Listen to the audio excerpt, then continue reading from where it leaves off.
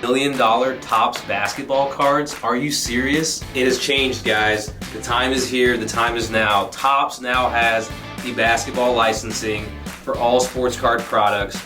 This is effective as of October 1st, 2025. This is crazy. I mean, we don't even know what's about to happen. There's a lot of pros, there's a lot of cons, there's a lot of unknowns, and we're here to talk about it today with y'all of what we expect and what we hope for. I'll give you my opinion, and I'm curious to hear your guys' opinion. Please make sure to share it down in the comments. Also, if you're liking this video, please subscribe. We're going to be putting out more content to talk about all sports card related things. Let's dive in. So guys, yeah, I'm Matty Icy with 941. We've been in the sports card industry for almost 4 years now. We're a live breaking operation. We have a card store in Bradenton, Florida.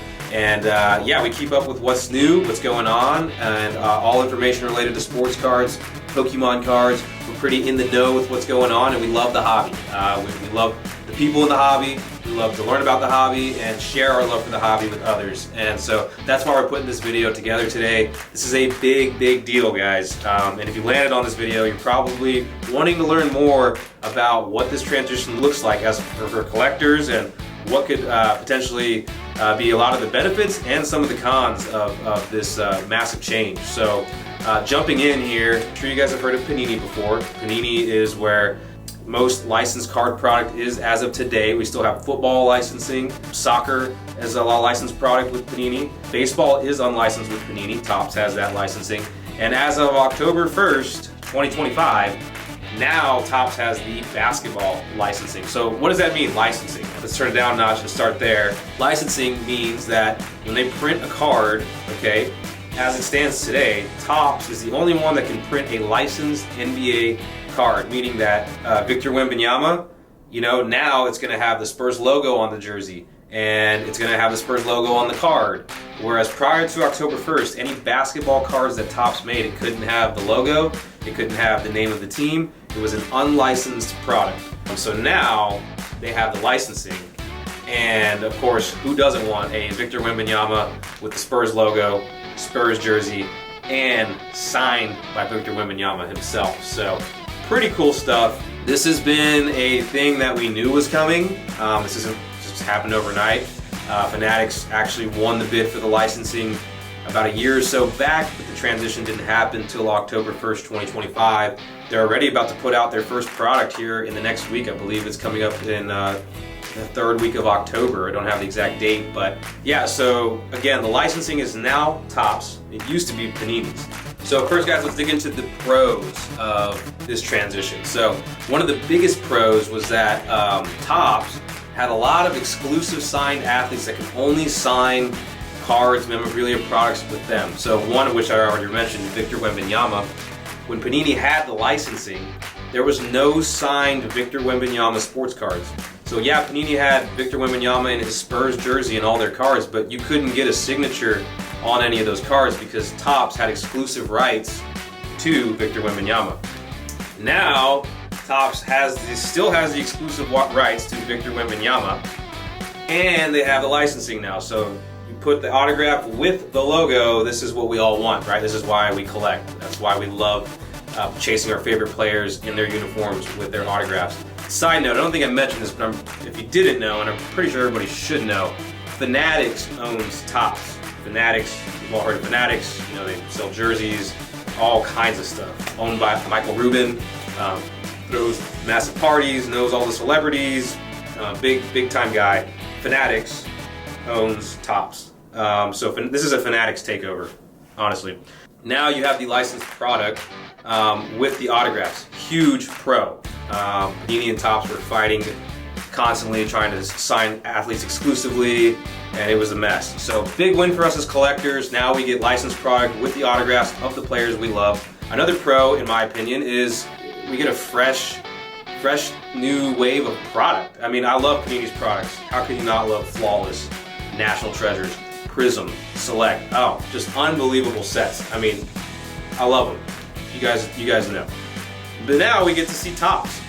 create their favorite sets, which I do like. I mean, we're talking about Topps Chrome, talking about Topps Midnight, we're talking about Topps Finest, and you know, it's just another cool way to add to the collection. So I think that's a huge pro in my opinion, and I'm curious to know your thoughts as well. Some of the cons here, like I just mentioned, talking about brands and products, I love my Panini products. I love Prism, Mosaic, all the ones I mentioned, Flawless, the Logo Man chases of NBA.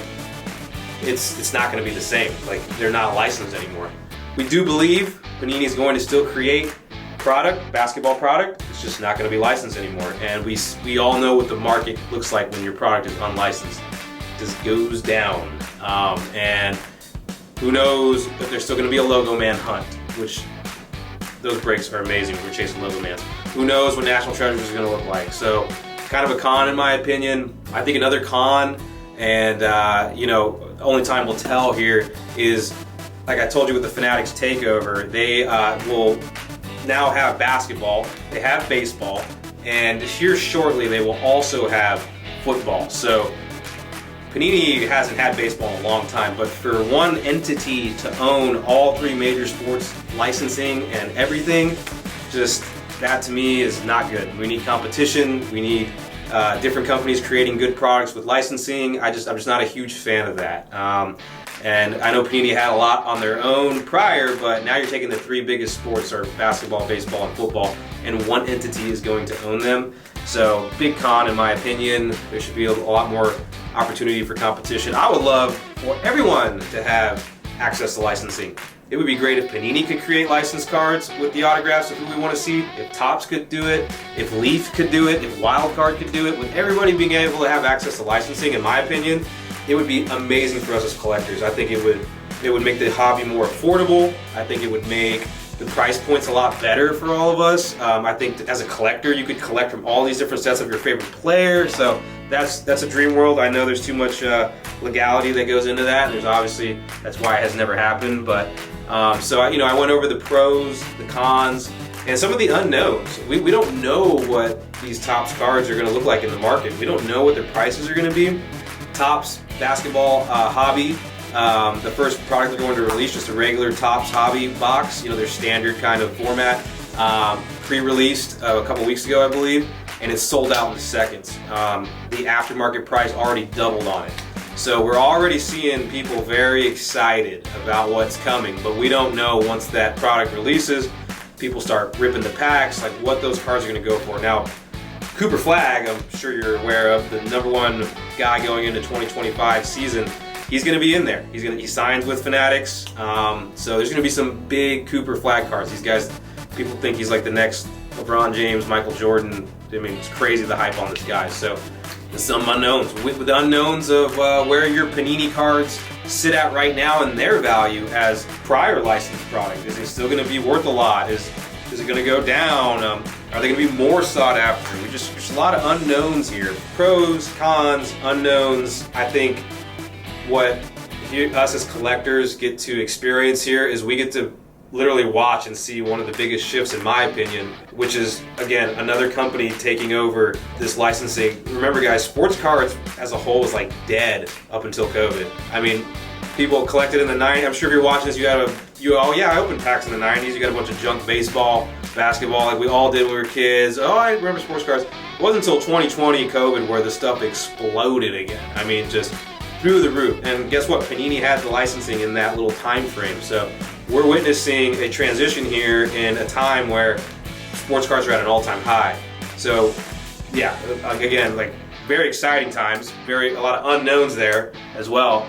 Be on the lookout because next year Fanatics also will get the football licensing like I shared before. And yeah, that's going to be crazy. So that'll be another video coming up on that. So like I said, guys, talked about the switchover, the pros, in my opinion, the cons, the unknowns, and just excited to see where this goes. So again, if you like this video, please make sure to subscribe for more. We'll be sharing more content in regards to the latest trending topics in sports cards, and we hope to see you soon.